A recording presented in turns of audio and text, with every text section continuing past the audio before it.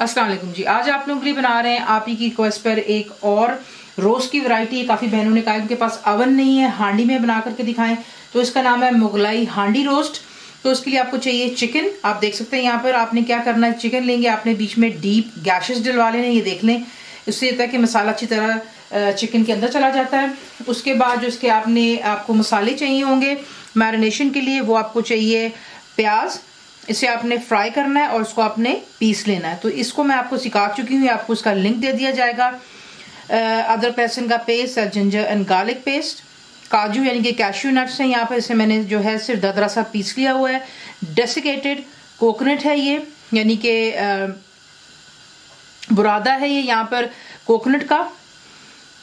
इसे भी जो है आपको पैकेट्स में आसानी से मिल जाते हैं। लाल मिर्चों का powder, that's red chilli powder, हल्दी यानी कि टर्मरिक, यहाँ पे कोरिएंडर पाउडर यानी धनिया पाउडर, सॉल्ट यानी कि नमक, गरम मसाला मेरा होममेड है, केवड़ा वाटर इस्तेमाल करके, एक एसेंस होता है जो कि बिरयानी वगैरह के इस्तेमाल होता है, इसमें मैंने ज़ाफ़रान डाल करके रखा हुआ है। दही जाएगी 10 थिक ग्रीक योगर्ट, क्रीम का इस्तेमाल है जो आसानी से आपको पैकेट्स में मिल जाती है।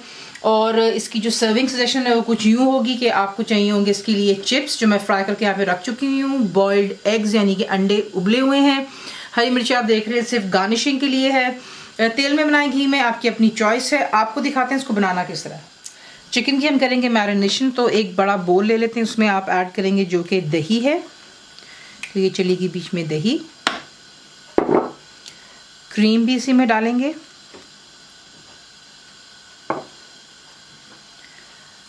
फ्राइड अनियंस, काजू, अगर आपके पास काजू नहीं है तो फिर आप बादाम भी इस्तेमाल कर सकते हैं। ये चला गया बीच में कोकोनट, अदरक और लहसुन का पेस्ट, धनिया पाउडर, लाल मिर्चों का पाउडर, हल्दी, नमक, गरम मसाला, तमाम चीज़ों को अच्छे से पहले आप यहाँ पर कर लें मिक्स। ये देख लें अच्छे से मिक्स हो गया। उसके बाद आप एक एक करके चिकन को उठाएंगे। देखिए मैं एक्चुअली यहाँ पर 2 रोस्टर का इस्तेमाल कर रही हूँ। आप लोगों की जो रेसिपी मैं आपको दूंगी मेरी वेबसाइट पे, जब आप जाएंगे cookwithfaiza.net पर, वहाँ पर मैं आपको जो है फ़िलहाल सिर्फ एक चिकन का ही हिसाब दूंगी। उसके बाद आपका दिल चाहे तो आप इसको और बना सकते, लेकिन ये बहुत मज़ेदार बनती है। तो जो आपको दिखाए थे गैशेस, उसके अंदर तक आपने जो है यूँ चिकन को मसाज कर देना है। और इसकी जो लेग्स हैं यानी कि यहाँ पर आप देख लें, इस पर भी मैंने कट्स लगाए थे, और इसे अच्छी तरह आपने मैरिनेट यूँ कर लेना है। दूसरा चिकन बीच में डाल के मैरिनेट कर लें और कवर कर कर इसको आप आधे घंटे के लिए छोड़ दें। यहाँ पर देख लें तेल गर्म हो चुका है और चिकन को मैरिनेट होते हुए आधा घंटा हो चुका हुआ है। अब आपने करना कुछ यूँ है कि जो इसकी ब्रेस्ट की साइड होती है चिकन की, यानी कि ऊपर की, ये आपने नीचे की तरफ यूँ रख देनी है।